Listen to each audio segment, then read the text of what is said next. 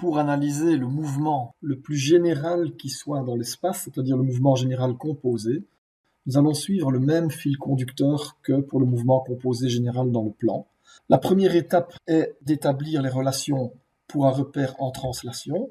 Donc vous avez un repère absolu OX, Y, Z, un autre repère mobile toujours parallèle au repère absolu AX', Y', Z', et un point P qui bouge par rapport à ces deux repères. Le vecteur position du point P dans le repère absolu est RP. La position du point A est repérée par le vecteur RA. Et le point P est repéré dans les axes X', Y', Z' par le vecteur RP par rapport à A, sous-entendu, évidemment, position du point P par rapport aux axes AX', Y', Z'. On a donc les relations géométriques entre les vecteurs position RP, RA et RP par rapport à A. Si l'on dérive ces vecteurs, les vecteurs unitaires des axes absolus ou des axes qui sont toujours parallèles aux axes absolus sont bien sûr les mêmes. Donc on peut écrire les relations uniquement en fonction des axes unitaires, des vecteurs unitaires IJK. Par conséquent, lorsque l'on dérive les relations géométriques, on obtient que la vitesse absolue du point P est égale à la vitesse absolue du point A plus la vitesse du point P par rapport aux axes AX', Y', Z'. Si l'on dérive encore cette relation, on obtient bien sûr la même chose avec les accélérations. On a donc un mouvement absolu d'un point P par rapport à des axes absolus OX, Y, Z, qui est égal à un mouvement absolu du centre des axes mobiles qui restent toujours parallèles aux axes absolus, plus un mouvement par rapport à ces axes mobiles qui sont toujours parallèles aux axes absolus. Et ce mouvement est dit relatif. L'étape numéro 2, c'est un mouvement dans des axes qui sont en rotation par rapport aux axes absolus. Donc c'est le cas de la toupie sur laquelle vous avez un point P qui peut se déplacer. On a donc des axes en rotation rouge, AX', Y', Z', qui sont liés à la toupie, donc qui ont une certaine rotation par rapport aux axes absolus AX, Y, Z. Donc on suppose ici que le point A est fixe, bien sûr.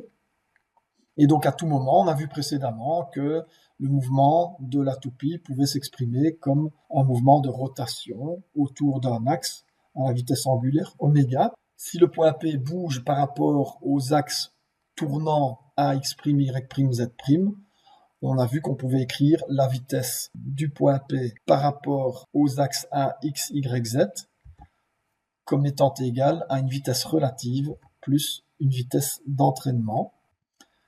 Pour les accélérations, on a que l'accélération du point P par rapport à ces axes A, X, Y, Z, c'est-à-dire par rapport aux axes fixes, est égale à une accélération relative aux axes mobiles rouges, dérivée secondaire par rapport au temps, plus une accélération d'entraînement due à la rotation de ces axes, c'est-à-dire les deux termes qui suivent. C'est en fait l'accélération du point P' qui est collé sur la toupie, donc qui est collé dans les axes mobiles. C'est donc un mouvement de rotation, plus un terme complémentaire que l'on appelle l'accélération de Coriolis. À l'aide de ces deux étapes précédentes, on peut alors exprimer le mouvement général composé dans l'espace, c'est-à-dire lorsque on a un repère qui se déplace par rapport au repère absolu et qui tourne également par rapport à ce même repère. Le point P bouge par rapport à ce repère qui lui-même est en translation et en rotation par rapport au repère fixe absolu. Donc c'est le cas de la toupie, mais qui cette fois peut se déplacer en translation. Donc on va avoir ici un mouvement de la toupie qui se déplace en translation et en rotation par rapport aux axes absolus et un point P qui bouge par rapport à cette toupie. En composant les relations de translation de repère et de rotation de repère, on obtient que la vitesse d'un point P par rapport aux axes absolus est égale à la vitesse du point A plus la vitesse de P par rapport aux axes parallèles aux axes absolus AX', Y'. Cette vitesse de P par rapport à AX', Y', Z' est en fait la vitesse d'un point P dans un repère mobile tournant rouge par rapport aux axes AX', Y', Z' bleu.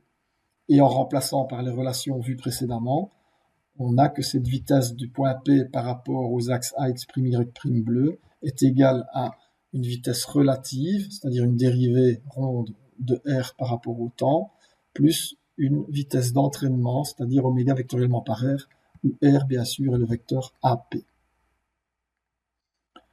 Pour les accélérations, on a le même genre de relation, l'accélération du point P et l'accélération du centre des axes mobiles, l'accélération du point A, plus l'accélération de P par rapport aux axes A, X', Y', Z' bleu.